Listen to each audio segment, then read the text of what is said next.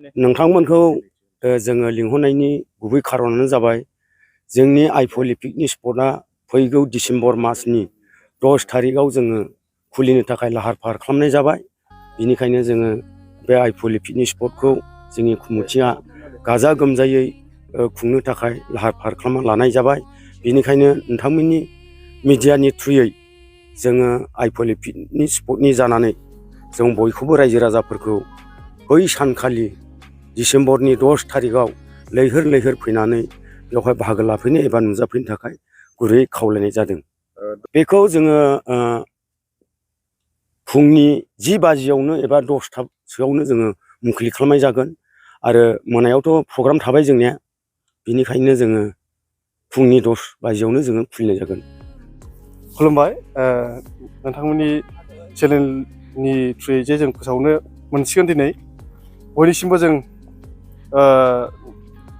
जोंनि खुलुमनाय आरो अननायखौ जासिहरबाय आरो दा जोंनि मोनाबिलि दिन्थिफुंनायाव जों लिंहरनाय जादों सिंगार हिसाबै फुकन बर' आरो मोसागिरि एक्ट्रिस हिसाबै जों दानि शर्ट मुभि गाग्रा मनिषा मुसाहारि आरो एक्टर हिसाबै दा जाखांफुनाय सेंग्रा बिग्राय ब्रह्म आरो बेजों लोगोसे लक्ष्मी ब्रह्म आरो बेजों लोगोसे आरोबाव दंबावो फुंबिलि बसुमतारी। दा बे दावराव दावसिनि बेलायाव जोङो ओरैबायदि कमिटिनिफ्राय ओरैबायदि स्ट्रं खालामगोन आरो जोंजों लोगोसे जोंनि सरकारनिफ्राय आउटपस्टनिफ्राय जोंनि थोजासे जोंखौ सहाय होगोन, मदद होगोन बा जोंखौ माने प्रशासनजों लोगोसे बा जोंनि कमिटिजों थिगै जों माबा खालामनाय जागोन। सुबिदाया बेनो जोंनि बे स्पटआव दैनि थाखाय अभाब गैया आरो बाहेरायाव थांनो थाखाय लेट्रिन जों बानायनाय जागोन आरो नायथावथावा बेनो जाहैबाय जोङो बटिं लाबोनाय जागोन आरो जों मिकि माउसबो लाबोनो जों रायज्लायगासिनो दङ। बे थिग जाथ'वाखै, जागोन। आरो बेजों लोगोसे आरो माखासे डेक'रेसन जों बानायगासिनो दङ, बानायजोबनो हायाखै। आरो बेयाव दङ जाहैबाय आरो दा कनस्ट्राक्सन आरो जागासिनो दं, सोलिफुगासिनो दङ।